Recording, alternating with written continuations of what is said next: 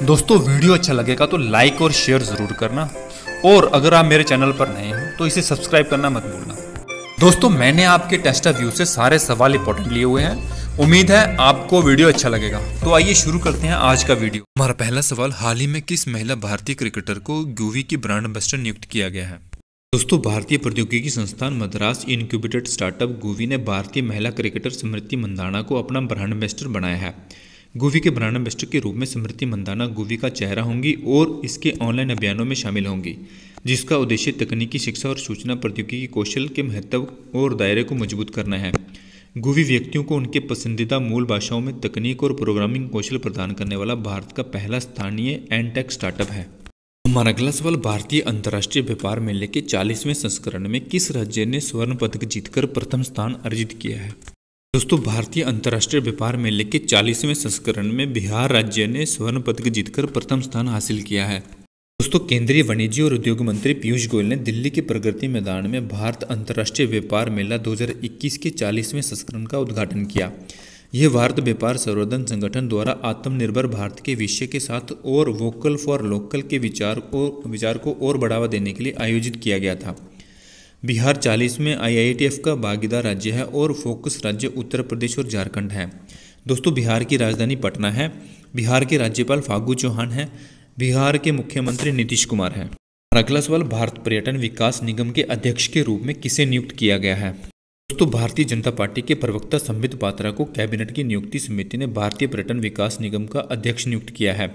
इससे पहले संबित पात्रा साल 2017 में तेल और प्राकृतिक गैस निगम लिमिटेड के बोर्ड में गैर अधिकारी निदेशक के पद पर रह चुके हैं।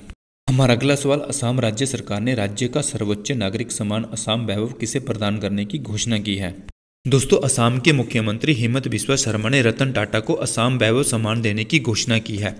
मुख्यमंत्री के अनुसार असम के लोग राज्य में कैंसर की देखभाल के लिए उनके असाधारण योगदान के लिए उद्यमी के बहुत आभारी हैं।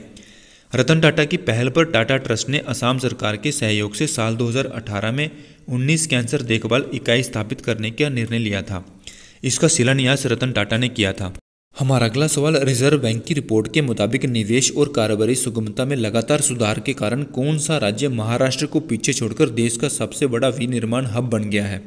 दोस्तों निवेश और कारोबारी सुगमता में लगातार सुधार के दम पर गुजरात देश का सबसे बड़ा विनिर्माण हब बन गया है। रिजर्व बैंक की रिपोर्ट के मुताबिक इसने महाराष्ट्र को दूसरे पायदान पर धकेल दिया है। RBI के अनुसार 2012 से 2020 तक गुजरात का सकल मूल्यवर्धन GVA 15.9% की औसत दर से बढ़कर 5.11 लाख करोड़ रुपए पहुंच गया।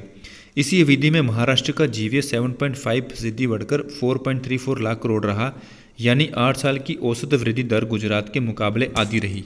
हमारा अगला सवाल, यूनेस्को एशिया प्रशांत पुरस्कारों की 2 श्रेणियों में किस बस्ती परियोजना को यूनेस्को हेरिटेज अवार्ड प्रदान किया गया है? दोस्तों यूनेस्को ने हाल ही में निजामुद्दीन बस्ती परियोजना के लिए 2 विरासत पुरस्कार प्रदान किए हैं। इस परियोजना को इसके संरक्षण प्रयासों के लिए सम्मानित किया गया था। इसे सतता पुरस्कार और उत्कृष्टता पुरस्कार के लिए विशेष मान्यता से सम्मानित किया गया है।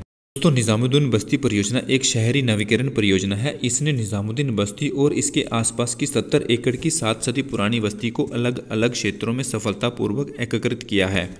इसने इन क्षेत्रों में सामाजिक आर्थिक विकास, संरक्षण और पर्यावरण विकास के उद्देश्यों को एकीकृत किया है। इसने 3 प्रमुख स्थलों अर्थात सुंदर नर्सरी, निजामुद्दीन बस्ती और हुमायूं मकबरे को एकीकृत किया है। हमारा अगला सवाल, अंतर्राष्ट्रीय मुद्रा कोष की नई डिप्टी मैनेजिंग डायरेक्टर किसे बनाया गया है? दोस्तों अंतर्राष्ट्रीय मुद्रा कोष की नई deputy managing director Geeta Gopinath को बनाया गया है। IMF ने हाल ही में घोषणा की है कि गीता गोपीनाथ अगले महीने जाफरी ओकोमोतो की जगह लेंगी और फर्स्ट डिप्टी मैनेजिंग डायरेक्टर बनेगी। IMF की चीफ क्रिस्टलिना जॉर्जिवा के बाद गीता गोपीनाथ का ही नंबर होगा। ऐसा पहली बार होगा जब वाशिंगटन स्थित इस अंतर्राष्ट्रीय संस्था में शीर्ष के 2 पदों पर महिलाएं बैठेंगी। अगला सवाल, हाल ही में नागा के विरासत गांव किसामा में किस उत्सव को मनाया गया है? दोस्तों नागालैंड के सबसे बड़े सांस्कृतिक आयोजन हॉर्निबल फेस्टिवल ने नागा हेरिटेज गांव किसामा में एक ही छत पर पारंपरिक संगीत, नृत्य और समकालीन की रंगीन प्रस्तुतियों के साथ शुरुआत की। यह हॉर्निबल फेस्टिवल उत्सव का 22वां संस्करण है और नागालैंड के 6 जिलों में मनाया जाएगा। 2019 में 20वें संस्करण के दौरान 2,82,800 से अधिक लोगों ने इस उत्सव का दौरा किया, जिसमें 3,000 से अधिक विदेशी पर्यटक और कम से कम 55,500 घरेलू आगंतुक शामिल थे। अगला सवाल, वॉल्ट डिज्नी ने अपने 90 साल के इतिहास में पहली बार किस महिला अध्यक्ष की नियुक्ति की है? दोस्तों, वॉल्ट डिज्नी ने अपने 98 साल के इतिहास में पहली बार किसी महिला के हाथों में अपनी बागडोर सौंपी है। दरअसल 67 साल की सूजन आर्नोल्ड कंपनी की नई बोर्ड अध्यक्ष होंगी।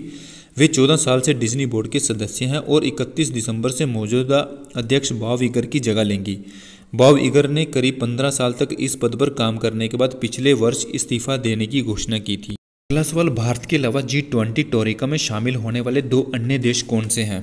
दोस्तों, भारत हाल ही में G20 टोरिका में शामिल हुआ है। G20 टोरिका इंडोनेशिया, भारत और इटली से बना है। टोरिका वर्तमान अध्यक्ष इंडोनेशिया, पिछले अध्यक्ष इटली और भविष्य के अध्यक्ष भारत से बना है।